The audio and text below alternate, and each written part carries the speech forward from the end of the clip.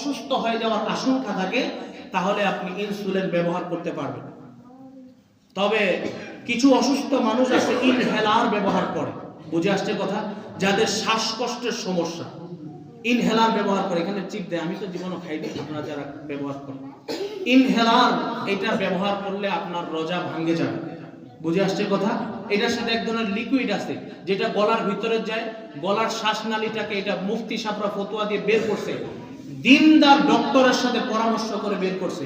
ইনহেলারটা যখন মারা হয় এটা গলার মধ্যে এক ধরনের অ্যাসিড যায়, গলাটাকে শান্ত করে দেয়, ফলের কারণে শ্বাসনালীটা শুকনোতা থেকে ভিজায় পরিণত হয়, এটা শুকনা থাকে না। এই জন্য ইনহেলার ব্যবহার করলে আপনার রোজা ভেঙে যাবে, বুঝে আসছে কথা।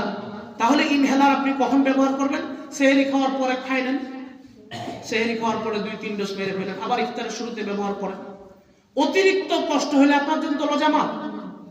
আপনি যেখানে রোজা রাখতে গেলে আপনার জান চলে যাওয়ার আশঙ্কা আছে, মৃত্যুবরণ হয়ে যাওয়ার আশঙ্কা আছে, যে ইনহেলার ব্যবহার না করলে আমার মৃত্যু হয়ে যাওয়ার আশঙ্কা আছে, তাহলে আপনি রোজা কাজা করেন, আপনি রোজা পারবেন না দিতে। আপনার জন্য তো ইসলাম মাফ করছে, বুঝে আসছে কথা। কানের ড্রপ দিতে পারবেন, কানের ড্রপ দিলে আপনার রোজা ভাঙবে না, কিন্তু চোখের ড্রপ দিলে কি হয়ে যাবে? রোজা ভেঙে যাবে।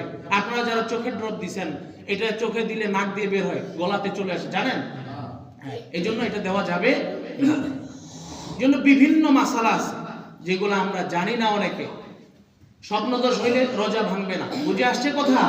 হ্যাঁ, এই জন্য এই সমস্ত কাজ থেকে আপনারা নিজেকে হেফাজত করবেন, সমস্ত প্রকার গুনাহ থেকে হেফাজত করবেন। রোজা রাখতেছেন, গুনাহের কাজগুলো করতেছেন, রোজা রাখতেছেন, মানুষের সাথে খারাপ আচরণ করতেছেন, এগুলা করা যাবে না, বুঝে আসছে দুস্থ হবা? এগুলো আমরা করব না। রমজান মাসে সাহাবায়ে কেরাম রাদিয়াল্লাহু তাআলা অনেক বেশি কষ্ট করছেন। আমরা তো বিভিন্ন প্রকার ফল মূল দিয়ে ইফতারি করি না ভাই? সাহাবায়ে কেরাম রাদিয়াল্লাহু তাআলা এত কিছু পায় না, আমাদের খাইতে খাইতে 20 মিনিট সময় দিতে হয়, যে 20 মিনিট খানা খাওয়ার পরে ইফতারি হবে, বুঝে আসছে কথা।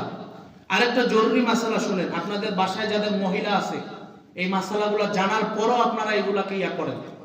অনেক মহিলা আজান দেয় তখনও পানি খায়, এটা তার জন্য রোজা হবে না, বুঝে আসছে কথা। আজান দেওয়ার পরে যদি আপনার মুখে লুকমা থাকে যখন আজান শুনবেন, আচ্ছা বলেন আজানটা দিনে দেয় না রাতে দেয়? আপনাদের প্রশ্ন করলাম, বলেন। সুবহ সাদেক হওয়ার পরে আজান দেয়, কিন্তু জানেন কি না বলেন? সুবহ সাদেক হইলেই তো আজান দেয়, যখন ফজরের ওয়াক্ত হয় তখনই তো আজান দেয়। আর সেহরি খাই সুবহ সাদেকের আগে, অর্থাৎ আমরা যখন সুবহ সাদেকের আগে খাই তখন রাত থাকে, যখন আজান দেয় তখন দিন হয়ে যায়। আপনারা বলেন দিনের সময় কি খানা খাইলে রোজা থাকবে না ভাঙে যাবে? তাহলে যারা আজানের সময় খায় এদের রোজা আছে না ভাঙে গেছে? ভাঙে যাবে, বুঝে আসছে কথা। এই জন্যই তো ইফতার এবং সেহরির কয়েক মিনিট পরে আজান দেওয়া হয়, দেখেন না, যে এটা রাতের অংশে চলে গেছে। সেহরি তো চলে গেল রাতের অংশে, যখন নাকি সুবহ সাদেকের আউয়াল ওয়াক্ত চলে আসলো, তখন যখন মুয়াজ্জিন আজান দিবে, যখন তার মুখের মধ্যে লুকমা থাকবে, এই লুকমাটা যতক্ষণ পর্যন্ত হুলকুমের নিচে যাবে না, যদি আজান শোনার সঙ্গে সঙ্গে সেটাকে ফেলে দিতে হবে, এটার ভিতরে নেওয়ার অপশন নাই, বুঝে আসছে কথা। যদি পানীয় খেয়ে আজান দিলে আপনি ইফতারি শুরু করেন,